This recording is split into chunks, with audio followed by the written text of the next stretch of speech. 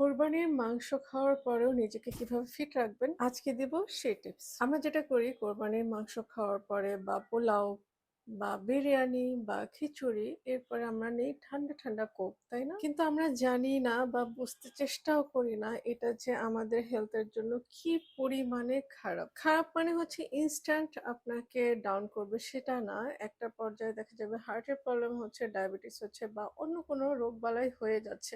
আমরা জানি কোকে প্রচুর পরিমাণে চিনি আছে, তার মধ্যে আবার ঠান্ডা।